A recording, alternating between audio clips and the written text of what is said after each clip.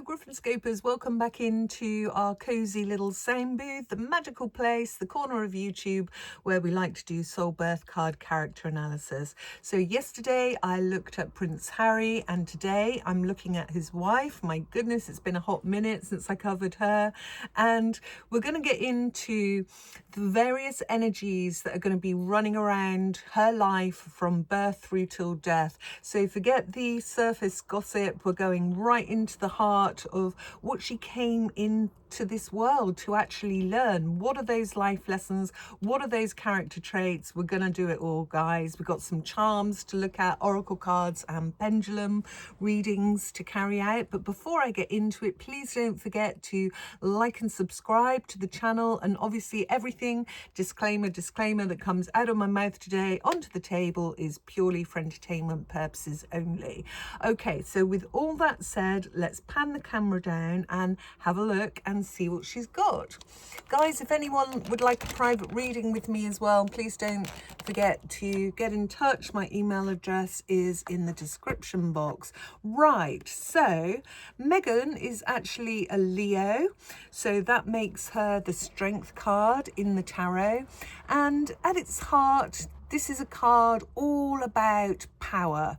It's a particular kind of power, looking through the left eye, not brute force, but soft compassion, a deeper, quieter kind of strength, an inner resolve and a mastery over basic instincts, for instance, like the ego. So we see a delicate balance in this card, in this picture. So we've got crow intelligence paired with lion power. In Megan's life, it's less about balance and more about relentless control. She isn't the gentle crow here taming that lion. She's perched on top of it, and if you go really deeply into the cardlet, you can see there's actually a crow's foot in that lion's eye there. So it's like she's not taming the lion but perched on top of it with, you know, gripping with iron-like talons to try and stay in control the narrative. She's desperate to keep the beast of circumstance and ego in check. Now, crows are very clever, as we know. They're resourceful, but also opportunistic scavengers. So Megan mirrors this crow's energy, always watching for the chance to turn circumstance into leverage. And the lion isn't just about power, it's instinct and ego and dominance that need to be mastered here. So the lion is in shadow in Megan's case. It's that relentless hunger for status, validation, power and control. So the lion in her never really disappears. It just snarls beneath the surface every time the spotlight kind of shifts away from her. So Megan's strength energy isn't about calm mastery like what we see right way up. It's about controlled, calculated poise and ego hidden under a mask. So her character and path shows someone exhausted by the endless task of trying to tame her inner beast, her ego. And that's really herself. Her need for power and control is really born probably out of insecurity. What she tries to pass off as resilience is often image management. So what looks like grace and poise on the surface is actually performance. So that crow perched beautifully there on the lion's nose might look harmonious, but it's clutching that nose, like I said, with iron talons, trying to bend chaos to her will with brute force instead of harmony. it looks like complete and utter domination. So think of her drive for status, leaving one royal stage, but also building another in Hollywood or Hollyweird. The lesson that she resists here is that true strength doesn't need applause. Megan, as the shadow of the strength card, is performance without peace, control without compassion and empathy. Her constant performance of strength it's what betrays her deepest, weakest trait, which is vanity at the end of the day. So in the lemniscape, right there, we can see that there's limitless potential here. It symbolizes the eternal flow between two sides, and that infinity loop is kind of representative of her journey in a lot of ways, because her journey isn't linear. It's forever kind of looping back. It loops, whether it's Hollywood, royal family, media, and each time the pattern loops back to a public fallout, we get that reinvention. So the lemniscape is less about infinite potential and more about infinite drama in a lot of ways. So I'm just thinking as well, as I'm looking at that, on Harry's reading yesterday, he had the lemniscate or the number 8 on his dice for his charm. So anyway, the strength card is ruled by the number 8. So that means that she will relate to all the 8s in the tarot. So let's have a look at that. So with the 8 of Wands, let's start there. We see that this is a card full of momentum and energy. It's quick action, quick messages flying through the air. It's the endless stream of press releases, interviews, podcasts, memoirs, lawsuits, you name it, all kind of fired out at rapid speed, trying to control the narrative. So it's like information overload. She floods the airwaves, but those arrows are kind of like flying wild. If I put this card right into camera, you can see that there are lots of spirals spiraling out, the lack of control. So it's like a barrage instead of progress and clarity. It kind of looks a bit frantic and desperate to be heard. With the 8 of Cups, hang on, there we go. So this is a card about walking away, leaving something behind to find deeper meaning. This would be indicative of Megxit. Only the shadow twist is that she never really left. So again, with that lemniscape, you know, she keeps looping back. So she left the monarchy, you know, like a proud lion pawing its way forward, but only to keep circling. And we see that moon. We know that the moon represents cyclical behavior. So back she goes every time, with every interview, project and book. And the life lesson from this card is to learn that departure from something requires closure. It's almost like she's addicted to leaving, but not the actual freedom that comes. Those cups are still standing, notice, above the waves. So we get a lot of emotion there as well. You know, they're still lined up. So it's like they're haunting her every step. With the 8 of Swords, this one's quite an interesting one for me, because this is self-imposed victimhood, prisons of one's own making. So, you know, the royals trapped me. I couldn't get away. I couldn't travel. She feels trapped by the press, but the prison is a self-sustained mindset. So Meghan has kind of weaponized victimhood as her identity. She insists she's like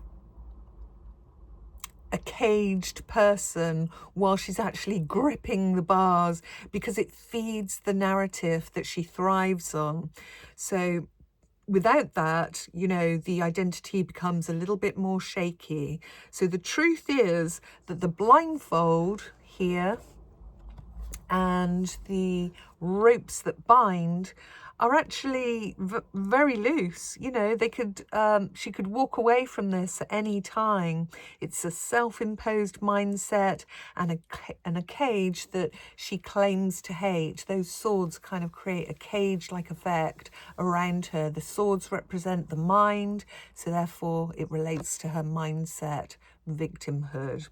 When it comes to the Eight of Pentacles, so upright, this is a card of, you know, working really hard, diligently, mastery, commitment to one's chosen craft, one's work. And with Meghan, the Eight of Pentacles energy is like she's image building there. It's like she's creating her own star look. And it would also represent her, you know, crafted projects, polished, scripted interviews, scripted questions that she wants to be asked of her, and curated causes as well. But it's all apprenticeship. It never leads to mastery. She changes lanes or changes working on different pentacles constantly. So, you know, 1 minute it's acting, the next minute it's being a duchess, the next one, humanitarian, you know, podcaster, Instagram influencer, businesswoman, chef is the latest one. Incidentally, the strength card does relate to taste buds as well. But again, it's not something she has mastered. She comes across very much as the novice. So Meghan's eights show a woman locked into cycles of control, and narrative obsession as well, and restless, ruthless ambition. So, like I said, we see her in this eight particularly shaping herself into a star, but this crow can only draw the star, not actually become it. It's not organic enough. It's manufactured.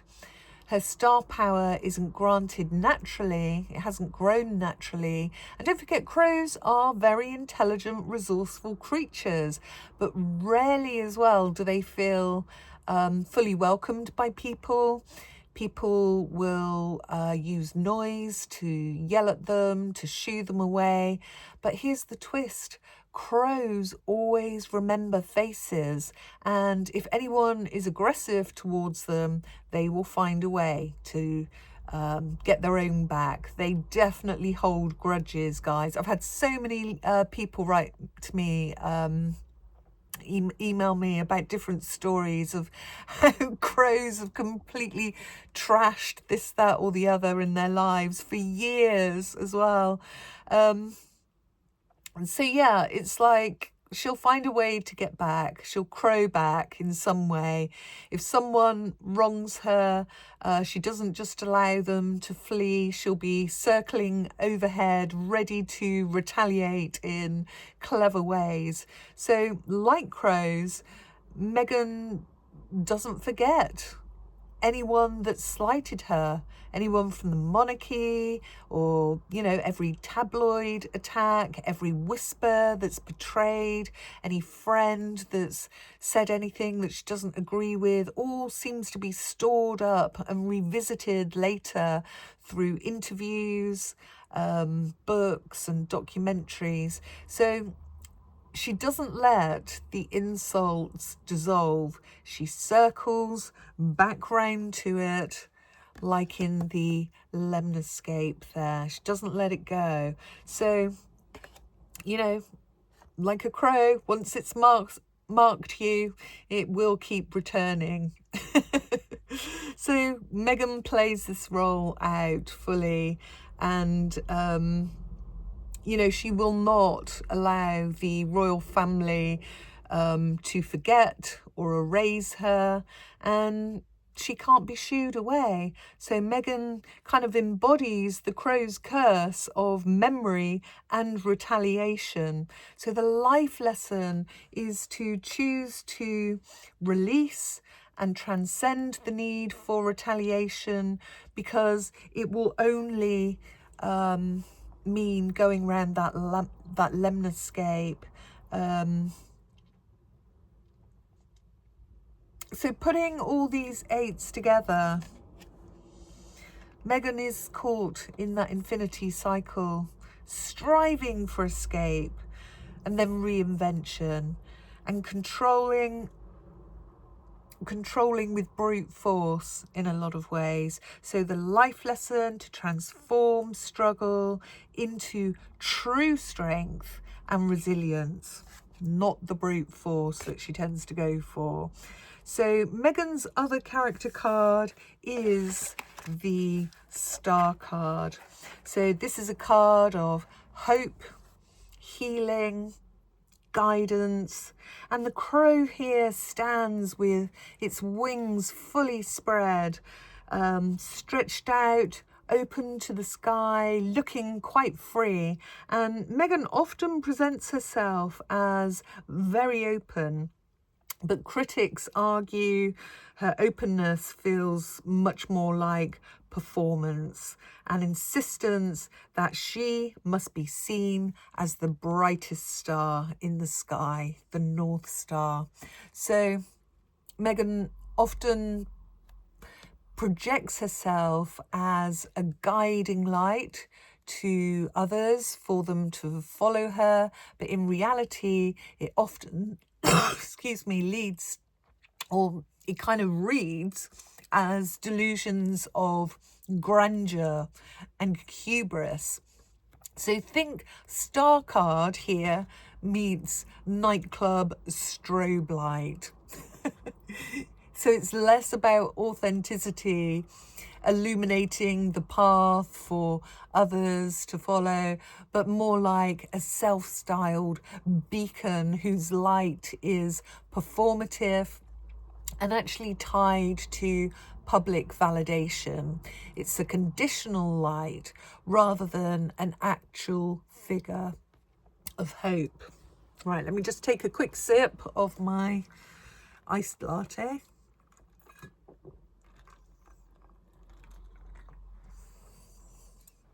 Okay, that's better. It's a lot of talking, folks.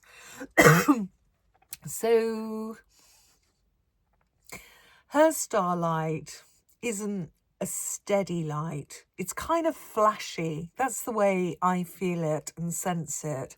It's flashy, inconsistent, and rather than that kind of steady, calm illumination of the North Star that feels very healing and calming when you look at it. So this makes her influence unpredictable, just like a flashing light kind of demands focus. People are drawn to it initially when it appears, but you can't rely on it for consistency. So her public persona works a little bit in the same way. So it's bursts of inspiration, timed for Maximus, you know, exposure and visibility rather than radiating from a steady, authentic source of light and power. A series of flashes, kind of like intended to be noticed, remembered, and retold. But when public attention fades, so does the light. So she's very much the star in shadow here. The flashing light kind of, it confuses, it dazzles, and it blinds, and can leave observers feeling that the light, like I said, is unreliable and or self-serving. So it's not offering the sustained hope or guidance that a true star represents. So think of Megan's starlight as like that strobe lighting, you know, the kind the kind of light, you know, they use in nightclubs or concerts. It flashes on and off really quickly, and it can be quite headache inducing, strobe lights. They divide people. You either love them or hate them, and they're really hard on the eyes. So audiences can tire of strobe lighting very quickly. So her lesson is to shine steadily and authentically rather than the star strobe light celebrity kind of disco effect. No one wants their retinas messed with at a faux royal rave, guys, do we? So her star will shine brightest when empathy and being her authentic self align with mastery. Not when her strobe starlight is performing for maximum paparazzi impact. So we'll do the soul birth cards, like I said, at a later date. That covers her character cards. Let's have a look and see what the oracle cards have to say. So, guides, what else can you tell us about Megan? So I'm going to wait for a flyer. What else can you tell us about Meghan Markle? Ooh! Oh, there we go. What did I say? About chaos. I mentioned chaos, didn't I? Upheaval, disaster, downfall.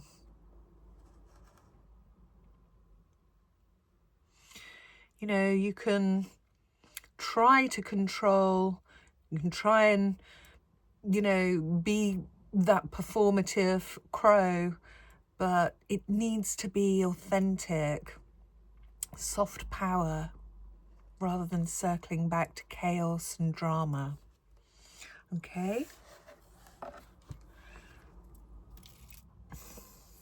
Let's go for some pendulum questions. Right for a yes, left for a no, up and down for a maybe, stop for a block. We're not supposed to know. Okay, so all for entertainment purposes only. Are Meghan's 2 children with Harry of her blood? Yes or no? Are Meghan's 2 children with Harry of her own blood?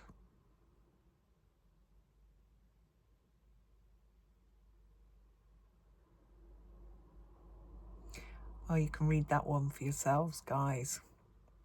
That was an NO. Okay, second question. Stop the pendulum.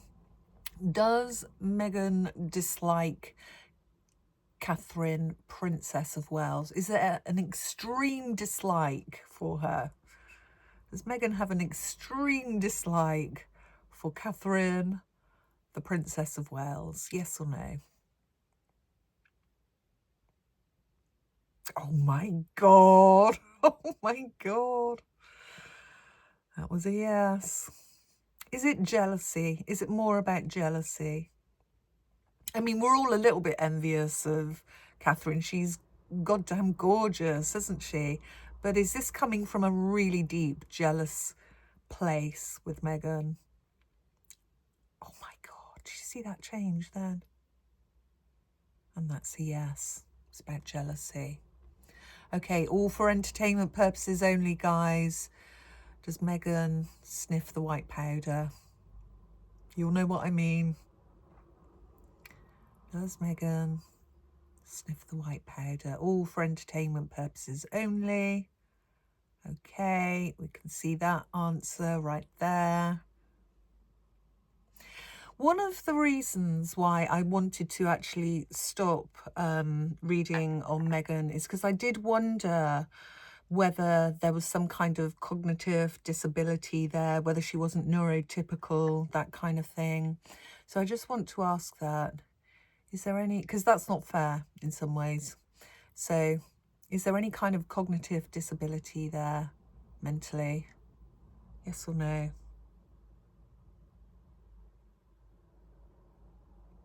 Crikey. Okay, thank you very much for that answer. That was why yes. Pop that one away. Let's go to some charms. We love the charms. I love the sound that those charms make when you swirl them around. It's very satisfying. Okay, I think I've got it. Oh, just two. Okay.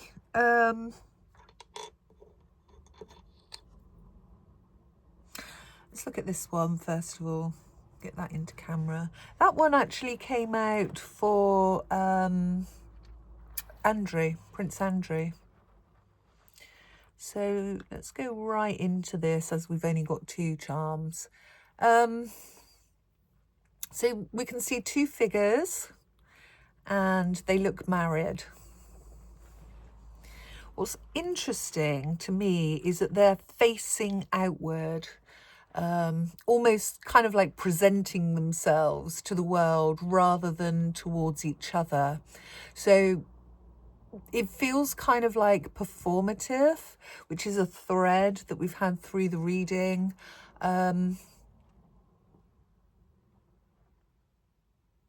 Yeah, it feels like the partnership is kind of like a directed energy at the media and public rather than inward, toward intimacy. So it feels like the unity is kind of performed for others. It's like a display when I look at that. Look at us. For global observation, when you get right in there, look, you can see there's two hearts at the bottom. So that's interesting to me because you'd think with something like that, that the hearts would be in their hands or actually over their hearts, but the hearts are right at the bottom. And what's his hand doing? His arm is over her. So she's receiving, so Meghan's receiving support, but it's not reciprocated. And that circle, again, that reminds me of the lemniscape that we've been talking about. Circling round in cycles. It doesn't feel like a halo. It's like a karmic loop of repeated cycles.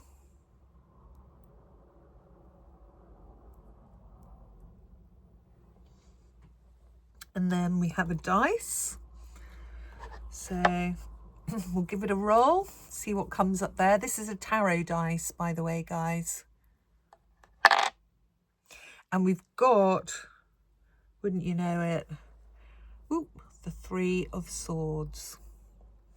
So the Three of Swords kind of, again, loops back to almost victimhood, pain,